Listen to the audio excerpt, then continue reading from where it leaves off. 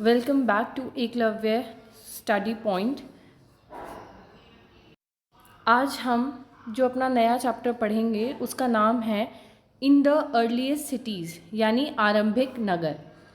ये video bilingual language में है लेकिन इसका कंटेंट इंग्लिश में है। अगर आप हिंदी में भी कंटेंट चाहते हैं तो उसकी वीडियोस बाद में अपलोड की जाएंगी। This is presented by me Surabhi Mittal. So now let's begin the chapter. The story of Harappa. देखिए, हमने लास्ट चैप्टर में अब तक देखा कि किस तरीके से धीरे धीरे हंटिंग गैदरिंग से शिफ्ट एग्रीकल्चर की ओर हुआ, और जब एग्रीकल्चर की शुरुआत होगी यानी कृषि की शुरुआत होगी तो उस कारण से व्यक्ति एक जगह ठहर जाएगा यानी स्टेबल लाइफ हो जाएगी। और स्टेबल लाइफ होने के कारण क्या होगा, सिटीज़ का डेवलपमेंट होगा। तो जो सबसे पहली नगरीय सभ्यता थी वो थी इंडस वैली सिविलाइजेशन। क्या बोलते हैं, अर्लीस्ट नगरीय सभ्यता या अर्लीस्ट जो हमारी टाउन सिविलाइजेशन है वो होती है Indus valley civilization, IVC, Sindhu घाटी सभ्यता। देखिए, आपको मैंने, अगर आपने पिछली सेकंड नंबर वाली वीडियो नहीं देखी है तो आप उसको भी देखिए ताकि आपको आगे वाले चैप्टर्स और अच्छे से समझ में आए। हमने उसमें देखा था कि भारत में रेलवे की शुरुआत 1853 में हुई। 1853 में सबसे पहली ट्रेन बॉम्बे से थाने में चलाई गई, बॉम्बे टू थाने। और हमने एक चीज़ देखी कि एक और ट्रेन चलाई गई जो कहाँ से कहाँ थी, लाहौर से कराची। ये मैंने आपको लास्ट वीडियो में बताया है।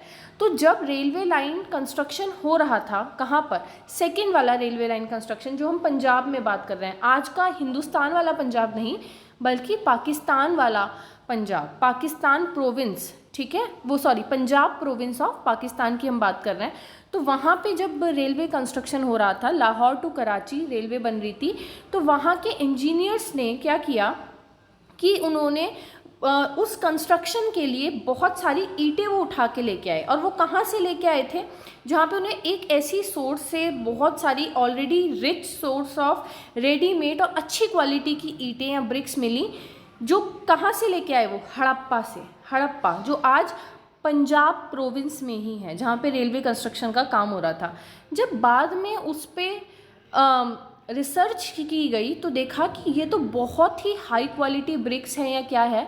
और जब वहाँ खुदाई का काम किया गया तो हमने पाया कि वो हमारी भारत की अर्लीस्ट टाउन सिविलाइजेशन है, जिसका नाम क्या है, इंडस वैली सिविलाइजेशन।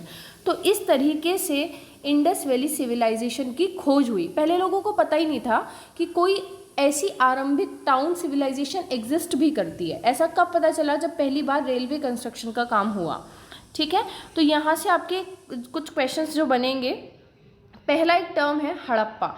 हड़प्पा कहाँ पे है, ये आज के पंजाब प्रांत में है। कौन से पंजाब प्रांत में, भारत के नहीं, ये पाकिस्तान की पंजाब प्रोविंस में हड़प्पा है। और हड़प्पा कौन सी नदी के किनारे है, रावी रिवर के किनारे, रावी नदी। आपको मैंने फर्स्ट वीडियो जाके देखिए, उसमें मैंने आपको इंडस की ट्रिब्यूटरीज बताई हैं, इंडस की 5 ट्रिब्यूटरीज, उनमें से एक ट्रिब्यूटरी रावी है। ठीक है, तो रावी नदी के किनारे ही हड़प्पा लोकेटेड है। आगे देखेंगे, so they carried off thousands of bricks from the walls of old buildings of the city to build railway lines. Many buildings were completely destroyed. तो ये चीज़ मैंने आपको बताई कि वहाँ से ईंटों को उठा के लाया गया रेलवे कंस्ट्रक्शन के काम में, और उस कारण से बहुत सारी बिल्डिंग्स को डिस्ट्रॉय कर दिया गया। यानी कि जो सभ्यता वहाँ पे एग्जिस्ट करती थी, आज के टाइम पे भी प्रेजेंट थी, वो पूरी तरीके से, क्योंकि लोगों को पता नहीं था कि वो अर्लीस्ट सिविलाइजेशन है, और उसको डिस्ट्रॉय कर दिया गया। ठीक है, first city to be discovered. अब हम इंडस वैली सिविलाइजेशन की जो कहानी की शुरुआत होती है वो कहाँ से हुई, हड़प्पा से।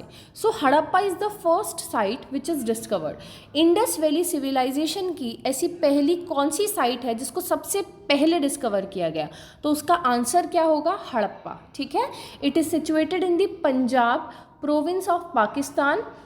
कहाँ पे, नियर रावी रिवर। ठीक है, first sight discovered after independence. हमारी इंडिपेंडेंस के बाद, यानी जब भारत आज़ाद हुआ 1947 के बाद, आज तक रिसर्च का काम देखिए चल रहा है, रिसर्च का काम कभी ख़त्म नहीं होता। रिसर्च एक ऐसी चीज़ है, आज हुई तो कल को हमेशा उसके ऊपर भी दोबारा रिसर्च होगी, उसको फॉल्स प्रूफ करने के लिए, हो सकता है नए फैक्ट्स डिस्कवर हों। तो भारत की इंडिपेंडेंस के बाद में जो साइट डिस्कवर की गई वो सबसे पहली साइट क्या थी? रोपड़। और ये कहाँ पे है? ये भारत के पंजाब प्रोविंस में है, ठीक है, भारत के पंजाब स्टेट में है। और आप latest Indus valley civilization site की बात करें कि लेटेस्ट साइट कौन सी है जो डिस्कवर की गई, तो लेटेस्ट साइट का नाम क्या है? लोथल। यहाँ लोथल नहीं है बल्कि ढोलावीरा है, थोड़ी गलती हो गई है टाइपिंग करने में, इट इज़ ढोलावीरा, ठीक है। तो जो लेटेस्ट साइट है इंडस वैली की जो अभी डिस्कवर की गई है 1960 के आसपास, वो है ढोलावीरा। और ये कहाँ पर है? गुजरात में। कहाँ पर है? भारत के गुजरात स्टेट में एग्जिस्ट करती है। तो आपको ये तीनों सवाल समझ में आ गए होंगे। अगला देखते हैं, नेक्स्ट, सिटाडेल और लोअर पार्ट ऑफ सिटी। देखिए, अगर हम इंडस वैली सिविलाइजेशन को अब जानें कि कैसी नगरीय सभ्यता थी या क्या थी, तो मैं आपको थोड़ा सा इसके बारे में समझाऊंगी, आप लोग ध्यान से इधर समझेंगे। देखिए क्या था, इंडस वैली सिविलाइजेशन में जो पूरा टाउन था, मान लीजिए पूरा टाउन है, पूरा नगर है, ये दो हिस्सों में डिवाइड हुआ करता था। दो हिस्से थे, एक पार्ट था वेस्टर्न पार्ट और एक पार्ट था ईस्टर्न पार्ट, ठीक है, एक पश्चिमी पार्ट और एक पूर्वी पार्ट। वेस्टर्न पार्ट जो था वो थोड़ा छोटा हुआ करता था, लेकिन वो थोड़ी ऊंचाई पे होता था। ये जो वेस्टर्न पार्ट था ये थोड़ा हाइट पे हुआ करता था, ऊंचाई पे हुआ करता था, as compare to the eastern part, right. And the western part is known as citadel, और वेस्टर्न पार्ट को हम क्या बोलते थे? सिटाडेल के नाम से जानते थे। जो लोअर पार्ट है वो ईस्ट साइड में हुआ करता था और वो काफ़ी बड़ा होता था, यानी कि जो वेस्टर्न पार्ट है वो थोड़ा छोटा होता था और उसमें बहुत ही महत्वपूर्ण, बहुत ही इंपॉर्टेंट बिल्डिंग सिचुएटेड थी। और जो लोअर पार्ट था उसको लोअर पार्ट ही बोलते थे, और वहाँ पे जो भी वहाँ के नॉर्मल पीपल हैं, ऑर्डिनरी पीपल हैं, वो रहा करते थे। यानी यहीं से आपके लिए बहुत सारे क्वेश्चन तैयार हो जाते हैं, जैसे सिटाडेल कौन से पार्ट में सिचुएटेड है, वेस्टर्न या ईस्टर्न? तो आपका आंसर होगा वेस्टर्न, ठीक है। सिटाडेल में कैसी बिल्डिंग्स हैं? तो इम्पॉर्टेंट बिल्डिंग्स रहती हैं, और ये थोड़ा स्मॉलर, यानी यहाँ पे इतनी ज़्यादा बड़ा नहीं होता था, स्मॉल होता था as compare to the lower part. तो ये आपके क्वेश्चन यहाँ से तैयार हो गए हैं। अगला देखेंगे, अब हम एक एक साइट के बारे में पढ़ेंगे। हमने हड़प्पा को अभी देखा, ढोलावीरा देखा, रोपड़ देखा, अब एक साइट और है मोहनजोदाड़ो, ठीक है, मोहनजोदाड़ो या मोहनजोदड़ो भी बोलते हैं इसको। आपने एक मूवी देखी होगी ऋतिक रोशन की, है ना, तो वो पूरी की पूरी इसी पे बेस्ड है। Mohenjodaro is one of the famous site of Indus valley civilization, ठीक है। और ये आज के कहाँ पे लोकेटेड है? अगर आज मैं इसे मैप पे लोकेट करना चाहूँ तो आप कहाँ पे लोकेट करेंगे? ये पाकिस्तान में सिचुएटेड है, पाकिस्तान के सिंध प्रोविंस में, पाकिस्तान के सिंध प्रांत में ये लोकेटेड है। तो इसको एक बार मैं आपको बता देती हूँ। देखिए, Mohenjodaro is located in the Sindh province of Pakistan. और कौन सी नदी के किनारे है? तो इंडस रिवर के किनारे है, इंडस रिवर के किनारे। ये बात आपको समझ में आ गई होगी। अब थोड़ा सा कंटेंट जो है इसको यहाँ पे समझ लेते हैं। देखिए, पहला है this was lined with bricks coated with plaster. अब मोहनजोदड़ो में एक इम्पॉर्टेंट बिल्डिंग है जिसको हम बोलते हैं ग्रेट बाथ। ग्रेट बाथ, ये आपको पिक्चर पहले आपको दिख रही होगी। देखिए इस पिक्चर में क्या है, आपको दिख रहा है कोई स्नाना घर है ना, जहाँ पे बहुत सारे लोग स्नान करने आया करते थे, ग्रेट बाथ। तो ये वहाँ की बहुत ही इम्पॉर्टेंट बिल्डिंग थी। और अभी आपको मैंने एक चीज़ समझाई कि इम्पॉर्टेंट बिल्डिंग होने के कारण ये कौन से पार्ट में सिचुएटेड होगा? सिटाडेल में, ठीक है, सिटाडेल में। अब आप अगर इसको यहाँ से देखें तो आपको दिख रहा है ये सीढ़ियाँ नज़र आ रही हैं। तो इसके दो हिस्सों में सीढ़ियाँ थी, एक नॉर्थ की तरफ और साउथ की तरफ स्टेयर्स थी। और इसमें जो पानी आता था, इसमें जो पानी भरा जाता था, वो पानी कहाँ से आता था? क्या किसी नदी से आता था? इंडस रिवर से आता था? नहीं, इसमें पानी यहाँ पे कुआं था, इसी ग्रेट बाथ के आसपास कहीं एक कुआं है, लार्ज वेल, ठीक है, वहाँ से उस पानी को ट्रांसफ़र करके इसके अंदर भरा जाता था। और इसके चारों तरफ चेंजिंग रूम्स थे, आपको दिख रहे हैं इसके चारों। अब ये टूट चुका है, देखिए इसमें से बहुत सारी ईंटें गायब हैं। तो ये आपका एकदम जैसे पहला था वो नहीं है इसकी पिक्चर। ये क्या है? आपको रेफरेंस के लिए बताया गया है कि जो आज एग्जिस्ट कर रहा है, ठीक है। तो हम इसकी तुलना उससे नहीं कर सकते कि पहले कैसा था। तो इसके चारों तरफ साइड्स में क्या है, चेंजिंग रूम्स भी एग्जिस्ट करते थे, तो देखेंगे। और ये it was water tight with a layer of natural tar, इसमें नेचुरल टार की लेयर रहती थी ताकि ये वाटर टाइट बने। There were steps leading down to it from the two sides, है ना, आपको मैंने दिखाया दो साइड से इसमें क्या आ रही है, सीढ़ियाँ आ रही हैं, रूम्स थे चारों साइड पे, और water was probably brought it into it from a well, यहाँ पे थोड़ा टाइपिंग में मिस्टेक है, into it from a well, ठीक है। यानी पानी को नदी से नहीं लाया जाता था, पानी को एक वेल से, एक कुएं से इसके अंदर लाया जाता था। तो ये सारी चीज़ आपको बहुत अच्छे से क्लियर हो जानी चाहिए। एक पहला पॉइंट है, this was lined with bricks coated with plaster, इसमें जो ब्रिक्स का इस्तेमाल हुआ है उस पर प्लास्टर की लेयर भी की गई है। तो आप देख सकते हैं कि लोगों को उस टाइम भी कितनी नॉलेज थी, है ना। अब यहाँ पे ये मैप आपके लिए बहुत बहुत बहुत इंपॉर्टेंट है, इसको ध्यान से समझने की कोशिश करेंगे। मैं इसको जूम कर देती हूँ। देखिए, सबसे पहले एक मोटा मोटा आपको थोड़ा आइडिया दे देती हूँ जो इसकी इंपॉर्टेंट साइट्स हैं। उसमें पहली है हड़प्पा।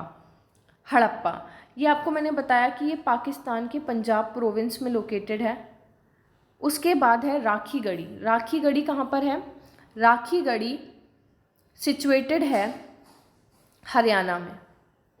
राखी गढ़ी कहाँ पे है, राखी गढ़ी है हरियाणा में।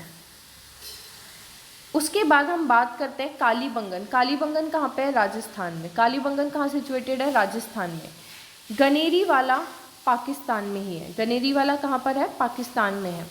चनहुदरो ये कहाँ पर है, ये है पाकिस्तान में। आप बस इतना ही याद रखिए। मोहनजोदारो भी कहाँ पर है, पाकिस्तान में सिचुएटेड है। ये मेन साइट्स हैं। सब साइट्स को हम एक बार जूम करके अच्छे से पढ़ लेते हैं। आपको मैंने इंडस की ट्रिब्यूटरीज बताई हैं। पहली ट्रिब्यूटरी है झेलम, उसके बाद है चिनाब, फिर रावी, ठीक है। और दो ट्रिब्यूटरीज और हैं, सतलज और ब्यास।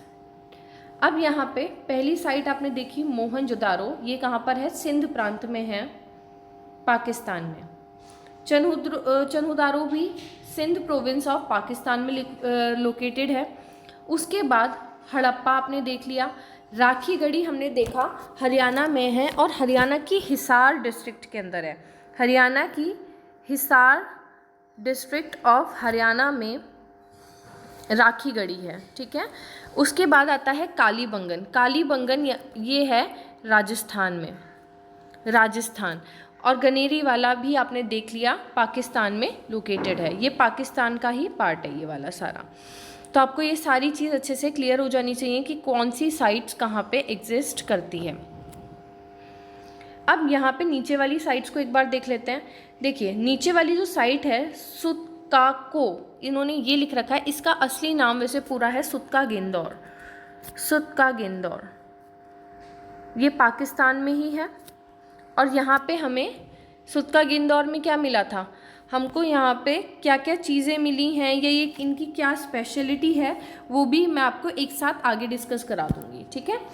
अब ये धोलावीरा जो है ये कहाँ पे सिचुएटेड है, गुजरात में है। गुजरात के कच्छ एरिया में। गुजरात का ऊपर वाला जो पार्ट है ना, ये वाला ऐसे ये चीज़, तो ये कच्छ एरिया में लोकेटेड है। फिर है सुरकोटड़ा, ये भी गुजरात के अंदर है। ये दोनों चीज़ें कहाँ पर हैं, गुजरात में लोकेटेड हैं। तो आपको ये वाली सारी साइट्स की मेन लोकेशन क्लियर हो जानी चाहिए कि ये कहाँ कौन कौन से स्टेट में लोकेटेड है। धोलावीरा बहुत ही इंपॉर्टेंट साइट है क्योंकि एक तो ये लेटेस्ट है जो अभी अभी डिस्कवर की गई है, और साथ में धोलावीरा इसीलिए भी इम्पॉर्टेंट है क्योंकि अभी अभी 2020 से 21 में जो हमारा गवर्नमेंट का बजट आया है 2020-21 का, उसमें धोलावीरा को डेवलप करने की बात की गई है। साथ ही साथ धोलावीरा आपके लिए इसीलिए भी इम्पॉर्टेंट है क्योंकि धोलावीरा 40वीं यूनेस्को वर्ल्ड हेरिटेज साइट में शामिल की गई है। 40वीं यूनेस्को वर्ल्ड हेरिटेज साइट में कौन शामिल हुआ है, धोलावीरा। तो इसीलिए ये आपके लिए बहुत ही इम्पॉर्टेंट हो जाता है। अब यहीं पे आपको मैं एक बहुत इंपॉर्टेंट चीज़ लिखवाने जा रही हूँ, उसको आप अभी नोट कर लेंगे। अगर मैं हड़प्पा सिविलाइजेशन की 5 इम्पॉर्टेंट और क्रम अनुसार बताऊँ कि सबसे लार्जेस्ट साइट्स कौन कौन सी हैं, तो उसमें सबसे पहले क्रम में आता है, अगर 5 लार्जेस्ट साइट्स हम देखें, क्रम अनुसार भी ना लगाएं, तो आपको मैं 5 साइट्स दिखा रही हूँ जो सबसे बड़ी हैं और इम्पॉर्टेंट हैं।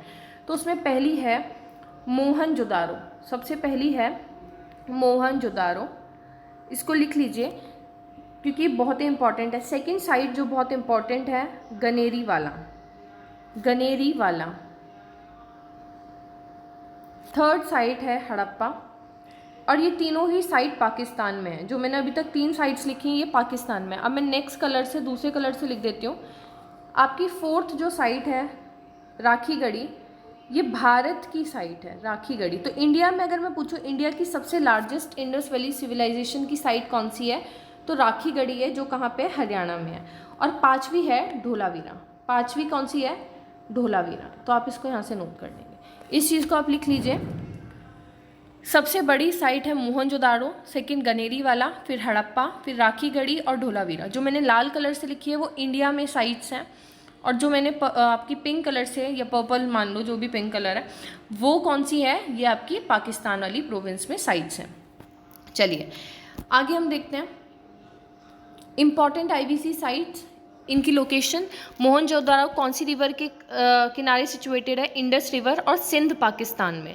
हड़प्पा रावी नदी, पंजाब प्रोविंस ऑफ पाकिस्तान में। कालीबंगन घग्गर रिवर के किनारे राजस्थान में। लोथल बुगावो रिवर गुजरात, ठीक है, तो ये यहाँ सिचुएटेड है। ये आपके लिए बहुत ही ज़्यादा इम्पोर्टेंट है। नेक्स्ट बात करते हैं, अब कहाँ से हमें क्या क्या चीज़ें मिली हैं, कहाँ से हमें किस चीज़, कौन कौन सी चीज़ें प्राप्त हुई हैं। अगर हम बात करें हवन कुंड, फायर ऑल्टर्स, तो ये हमें कौन सी साइट से मिले हैं, ये हमें कालीबंगन और लोथल से मिले हैं। फायर ऑल्टर्स हमें कालीबंगन और लोथल से प्राप्त हुए हैं। अगर ग्रेट बाथ की बात करूं तो ये हमने अभी देखा कि मोहनजोदारो में हमें ग्रेट बाथ का एविडेंस मिला है, वहाँ पे एक्सकावेशन की गई है। अब यहाँ पे जो ये नगरीय सभ्यता थी, यहाँ की हाउसेस, ड्रेन्स और स्ट्रीट्स कैसी थी। आपने एक बात सुनी होगी कि हड़प्पा सभ्यता की सबसे खास बात थी वहाँ की वो सफाई पे बहुत ध्यान देते थे, है ना। वहाँ पे ड्रेन्स, जो नालियाँ थी, वो वेल कवर्ड और वेल कनेक्टेड थी। स्ट्रीट्स ऐसे ही नहीं थी कि इरेगुलर फॉर्म में हो, एक बहुत ही प्रॉपर पैटर्न के अंदर अरेंज थी। जैसे आप अगर इस पिक्चर के अंदर देखेंगे तो आप देखेंगे यहाँ पे घर जो हैं एकदम वेल अरेंज्ड हैं, ऐसा नहीं कि कोई भी कहीं भी है, बहुत ही वेल अरेंज पैटर्न में है, ठीक है। और जो यहाँ की स्ट्रीट्स थी, यहाँ की जो भी गलियाँ थी, वो रेक्टेंगुलर और 90 डिग्री पे आपस में कट करती थी। 90 डिग्री पे कट करेंगे, अभी देखेंगे कैसे। तो कुछ कुछ करेक्टरिस्टिक्स हैं। स्ट्रीट्स कट एट 90 डिग्री, जो भी स्ट्रीट्स थी कितने डिग्री पे कट करती, 90 डिग्री पे। 1 और 2 स्टोरी हाई हाउसेज, यहाँ पे जो घर होते थे उनकी खास बात यह है, ऐसा नहीं था कि केवल ग्राउंड फ्लोर ही होता था, इसमें 1 स्टोरी या 2 स्टोरी, 2 मंजिला घर भी पाए गए हैं। सेपरेट बेदिंग एरिया, यानी नहाने के लिए जो एरिया था वो हर घर में अलग होता था। Some had wells to supply water, और हर घर के अंदर कई घर ऐसे थे जिसमें अलग कुएँ होते थे पानी के सप्लाई करने के लिए, यानी कि पूरे टाउन के लिए एक कुआं नहीं, हर एक घर में भी कुएँ पाए जाते थे, सेपरेट वेल्स हुआ करती थी। सिटीज़ हैड कवर्ड ड्रेन्स, और यहाँ पे जो ड्रेन्स थी वो कवर्ड हुआ करती थी, यानी कि नालियाँ कवर थी, ठीक है। आगे देखेंगे, मैंने जो आपको बताया था स्ट्रीट्स 90 डिग्री पे कट करते हैं, तो किस तरीके से करेंगे। अगर ये सड़क है तो ये आपस में कितने डिग्री पे कट कर रहे हैं, ये आपने देखा, तो ये कितने डिग्री पे कट कर रहे हैं, 90 डिग्री पे कट करती थी सड़क इस तरीके से। तो ये आपको क्लियर हो गया होगा। नेक्स्ट देखते हैं,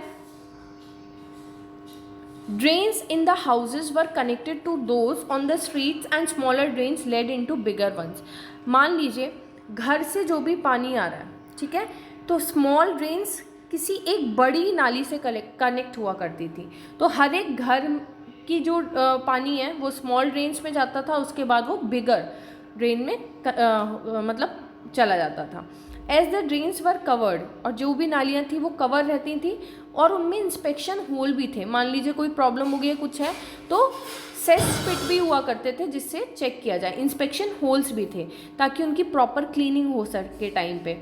All 3 houses, drains and streets were probably planned and built at the same time। ये बहुत ही इंपॉर्टेंट लाइन है कि जो घर थे वहाँ की नालियाँ थी और जो वहाँ की गलियाँ थी, स्ट्रीट्स, उन तीनों को ही सेम टाइम पे प्लान किया गया है। क्योंकि अगर कोई भी एक चीज़ ऐसी होती जो बाद में तैयार की जाती तो इतना प्रॉपर अरेंजमेंट पॉसिबल ही नहीं हो पाता। आपने खुद सोचो कि अगर नाली बाद में बनाई गई है तो कैसे हम घर से कनेक्ट करेंगे उसे बिगर नाली से, नहीं कर पाते। तो यानी कि तीनों चीज़ की जो सोच है, जो शुरुआत की गई है, एक ही टाइम पे सोचा होगा कि ऐसा ऐसा होना है, तो ये तीनों चीज़ सेम टाइम पे प्लान की गई हैं। ये आपको क्लियर हो गया। आगे देखते हैं लाइफ इन द सिटी। अब लोग कैसे थे, कैसी लाइफ थी। There were people who plan the construction of special building in the city. बहुत से लोग ऐसे थे जिन्होंने प्लान किया होगा। देखिए, अगर इतनी अच्छी नगरीय सभ्यता है तो उसके पीछे ज़रूर कुछ ना कुछ प्लानिंग होगी। हर एक जो हिस्टोरियन है वो रिसर्च करके कुछ ना कुछ सोचता है, ऐसा हुआ होगा, ऐसा हुआ होगा। तो कुछ के अनुसार उनका मत ये है कि ज़रूर कुछ ऐसे लोग होंगे जिनके पीछे उसके पीछे की थिंकिंग होगी कि ऐसे डिज़ाइन किया जाए, ऐसे कंस्ट्रक्ट किया जाए। तो वो कौन होंगे? जिनके पास पावर होगी, यानी रूलर्स होंगे। लेकिन कई हिस्टोरियंस मानते हैं कि जो अर्लीस्ट हमारी हड़प्पा सभ्यता थी उसमें कोई राजा का वो नहीं मिला है कि कोई राजा हुआ करता था, है ना। ऐसा हम पूरे दावे के साथ नहीं बोल सकते हैं। लेकिन एक मत ये दिया जा रहा है कि अगर इतनी प्रॉपर प्लानिंग है तो ज़रूर उसके पीछे कोई ना कोई स्पेशल पर्सन होगा, और वो क्या होगा? Probably the ruler. ये अनुमान लगाया गया है, ठीक है। It is likely that the ruler send people to distant lands to get metal, precious stone and other things that they wanted. और इसीलिए रूलर्स ने अपने लोगों को दूर दूर भेजा कि वो वहाँ से दूसरी जगह से क्या लाएं? बहुत ही बहुमूल्य हीरे, जो भी स्टोन्स हैं, प्रीशियस स्टोन्स हैं, उन्हें लाएं ताकि वहाँ पे कंस्ट्रक्शन में यूज़ हो सके वो चीज़। मेटल लेके आएँ, है ना। आपने अभी तक बस ये देखा कि बिल्डिंग्स के बारे में आपने जाना कि कैसा था, लेकिन इंडस वैली सिविलाइजेशन में हमें बहुत सारे क्ले के मटेरियल, टेराकोटा के फिगराइन या बहुत सारी सील्स मिली हैं, स्कल्पचर मिले हैं। तो यानी वो लोग बहुत और तरीके के क्राफ्ट्स में भी माहिर हुआ करते थे, मेटल का काम बहुत अच्छे से जानते थे। उसको देखेंगे अभी। देखिए, बीड्स की बात करते हैं। देखिए, they may have kept the most valuable object such as ornaments of gold and silver और beautiful beads for themself. Harappa के लोगों के बारे में बताया गया है कि उनके पास गोल्ड के और सिल्वर और बीड्स के बहुत ही सुंदर आभूषण, ऑर्नामेंट्स होते थे। साथ में मैं एक बात यहाँ बताना चाहूँगी, जो आप हाईलाइट करके स्टार मार्क करके लिख लेंगे, कि हड़प्पा के लोग पहले वो व्यक्ति थे जिन्होंने कॉटन का इस्तेमाल, कॉटन प्रोडक्शन और सिल्वर को दुनिया को दिया। सिल्वर का यूज़ सबसे पहले और कॉटन का यूज़ सबसे पहले हड़प्पा सभ्यता के लोगों ने किया है, ठीक है। अब बात आती है, there were scribes, people who knew how to write. Harappa एक ऐसी सभ्यता है जहाँ लोगों को लिखना भी आता था।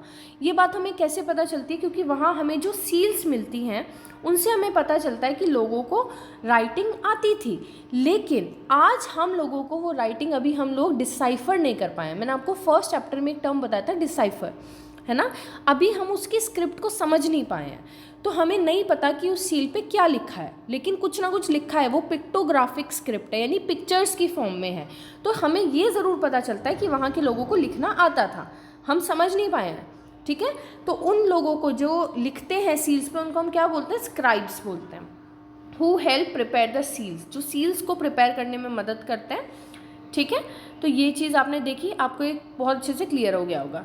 नेक्स्ट देखते हैं, there were men and women craft persons making all kind of things either in their own homes और इन स्पेशल वर्कशॉप। अब अगर वो कोई भी चीज़ बना रहे हैं तो देखिए, हिस्टोरियन बहुत छोटे से छोटी चीज़ का पता लगाते हैं। मान लो उन्होंने सील्स बनाई या कोई स्कल्पचर बनाया, कुछ भी बनाया, तो उनका प्रोडक्शन कहाँ पे हो रहा है? तो हो सकता है या तो वो इंडिविजुअली अपने घर पे बनाए, अपने अपने होम में बनाए, या हो सकता है उसे बनाने के लिए कोई स्पेशल वर्कशॉप हो, है ना। वर्कशॉप्स, उनके अंदर भी वो बना सकते हैं। तो दोनों चीज़ कही गई है कि या तो होम के अंदर बनाया होगा या स्पेशल वर्कशॉप्स में बनाया होगा। People were travelling to distant lands और returning with raw material and perhaps stories. अब इन्होंने बात करी है, देखिए, अगर मैं आपसे बात करूं, भारत देश की बात करें, क्या भारत में हर चीज़ अवेलेबल है? हमें कई बार कुछ चीज़ें बाहर से इंपोर्ट भी करनी पड़ती हैं। इंपोर्ट यानी आयात करनी पड़ती है ना, मंगानी पड़ती हैं जो चीज़ यहाँ पे नहीं है। तो सिमिलरली हड़प्पा सिविलाइजेशन में भी उस टाइम पे जो रॉ मटेरियल था, मान लीजिए मुझे कुछ बनाना है, जैसे मैं एक एग्जांपल आपको दूँ, आपने ब्रॉन्ज सुना होगा। ब्रॉन्ज एक धातु है जो कॉपर और टिन से मिलके बनी होती है। किससे? कॉपर और टिन से मिलके बनी होती है। तो हड़प्पाई लोग कॉपर जो है राजस्थान की खेतरी माइन से मंगाते थे और टिन को वो अफगानिस्तान से इंपोर्ट किया करते थे, है ना। तो तभी इन दोनों को मिला के ब्रॉन्ज बनता था। मान लीजिए कॉपर मिले ही ना कहीं से, वहाँ पे जब है ही नहीं हड़प्पाई लोग के पास, तो वो बाहर से इंपोर्ट करेंगे ना। तो वही बात करी गई है कि वो रॉ मटेरियल को कहाँ से मंगवाया करते थे? बाहर के देशों से। Many terracotta toys have been found and children must have played with these. बहुत सारे टेराकोटा मिट्टी की तरह होते हैं, क्ले की तरह, उसके भी टॉयज़ मिले हैं जिनसे प्रोबेबली बच्चे खेला करते होंगे, है ना, क्योंकि अगर टॉयज़ हैं तो वो बच्चों के खेलने के काम ही आते होंगे। अब देखिए कुछ पिक्चर्स के थ्रू हम समझने की कोशिश करेंगे, आपकी एनसीईआरटी में दी गई हैं। पहली वाली आप पिक्चर देखेंगे तो इसमें आपको क्या दिख रहा है? आपको कुछ लिखा हुआ दिख रहा है, लेकिन आप इसको पढ़ नहीं पा रहे हैं, है ना, पिक्चर की फॉर्म में। जैसे अगर मैं चौथे नंबर पे देखूँ तो ये मुझे कुछ मछली की तरह दिख रहा है ना। तो ये इनकी अपनी स्क्रिप्ट थी, ये अपना इनका लिखने का तरीका था। तो सबसे लेफ्ट में अगर आप देखें तो एक हड़प्पा सील है और the science of the top of the seal are the part of script, और ये कुछ लिखा हुआ है। This is the earliest form of writing known in the subcontinent. Scholars have tried to read these signs, but we still do not know exactly what they mean. जो मैंने आपको बताया, अब तक हम इसको पढ़ नहीं पाए हैं। और राइट साइड में आपको जो दिख रहा है, ये क्या है? टेराकोटा के टॉयज़ हैं, ठीक है। आगे देखेंगे, अब आपको ये दो पिक्चर्स दिख रही हैं। इसमें आप अगर राइट साइड के अंदर देखें तो आपको ये राइट साइड नहीं, इसे लेफ्ट बोलेंगे, ये वाली लेफ्ट साइड के अंदर है। लेफ्ट साइड्स में आपको बीड्स दिखाई दे रही हैं, मोती दिखाई दे रहे हैं। Many of these were made of carnelian, ये बहुत इंपॉर्टेंट है। ये एक लाल कलर का धातु हुआ करती थी। कार्नेलियन एक प्रीशियस मटेरियल है, बहुत ही एक्सपेंसिव था। और ये कहाँ से मंगाया जाता था? ये लोथल में था, लोथल से ये लाते थे। अब ब्यूटीफुल रेड स्टोन, ये लाल कलर का पत्थर हुआ करता था। द स्टोन वॉज कट, फिर उसको शेप दी जाती थी, पॉलिश किया जाता था और ये चीज़ तैयार की गई, ठीक है, कार्नेलियन से। सेकंड, अगर आप राइट साइड में ये वाली चीज़ देखें जो आपको येलो कलर का दिख रहा है, तो ये स्टोन ब्लेड्स हैं, यानी पत्थर के ही ब्लेड्स तैयार किए गए हैं। तो आपने देखा कितनी कितनी चीज़ें वहाँ पे फेमस हैं। इस वाली स्लाइड में आपके लिए सबसे इम्पॉर्टेंट ये है कार्नेलियन, ये आपको जानना बहुत इंपॉर्टेंट है। क्या था? ये रेड कलर का स्टोन था। अब हम इस वाली चीज़ को देखते हैं, ये क्या है? ये किसी चीज़ का आपको मूर्ति, एक स्कल्पचर की तरह दिखाई दे रहा है, और इसमें आपको दिख रहा है कि जो इसका क्लोथ है, जो इसके ऊपर का, ये एम्ब्रॉयडरी की गई है ना, फूल से बनाए दिखाई दे रहे हैं हमें।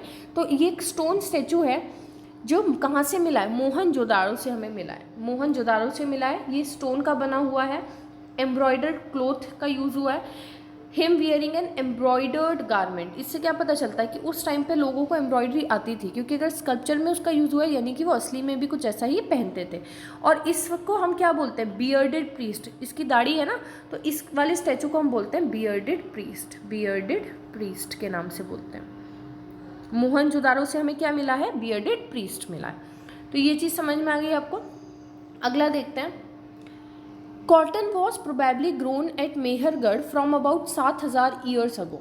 7000 ईयर्स अगो पहले ही खेती की शुरुआत कहाँ हो गई थी? मेहरगढ़ में। इसलिए मैंने आपको बताया इंडस वैली सिविलाइजेशन के लोग ही अर्लीस्ट हैं जिन्होंने पूरे वर्ल्ड को कॉटन से इंट्रोड्यूस किया। Actual pieces of cloth were found attached to the lid of a silver vase and some copper objects at the Mohenjodaro. हमें मोहनजोदारो से क्या मिला है? एक सिल्वर का पॉट काइंड मिला है ना, और उसमें कॉटन क्लोथ लगा हुआ, उसका एक टुकड़ा मिला है, ताकि हमें पता चला कि कॉटन से वो लोग कपड़ा बनाना भी जान गए थे। नेक्स्ट अब हम देखेंगे, next we will see spindle whorls. ये क्या होती थी? धागा से जब हम मतलब जो हमारे पास फाइबर टू फैब्रिक, जब हम क्या बनाएंगे? कॉटन से जब हम उसका धागा बनाएंगे, ठीक है, और धागे से पूरा कॉटन का कपड़ा फैब्रिक बनाएंगे। यार्न, आपने यार्न सुना होगा, फाइबर सुना होगा, साइंस में फैब्रिक सुना होगा, ठीक है। तो जो वो मशीन होती है जो उस काम को करती है, उस टाइम पे वो किससे बनी होती थी? स्पिंडल वॉल्स किससे बने थे? Made of terracotta and fans. अब इसमें जो ये है ना फैंस, ये बहुत ही महंगा था उस टाइम पे। ये महंगा आर्टिफिशियल एक मटेरियल है जो आर्टिफिशियली प्रिपेयर्ड किया जाता है और ये बहुत ही महंगा होता है, बहुत ही प्रीशियस है। These were use to spin thread, ये धागे को स्पिन करने के लिए, तभी तो उसका नाम है स्पिंडल, ठीक है, उसके लिए यूज हुआ करते थे। फेयांस की अगर हम बात करें क्या था? अनलाइक स्टोन और shell that are found naturally. देखो मैंने आपको शुरू में एक एक वर्ड जो मैं बताती हूँ बहुत इंपॉर्टेंट है, अगर आप ध्यान से सुनेंगे ना तो आपको सारी चीज़ें बहुत अच्छे से क्लियर होंगी। कई चीज़ें हमें नेचुरली मिलती हैं, है ना, जिन्हें हम खुद नहीं बनाते, मैन मेड नहीं होती। लेकिन जो ये चीज़ है ये आर्टिफिशियली प्रोड्यूस की गई है। कैसे?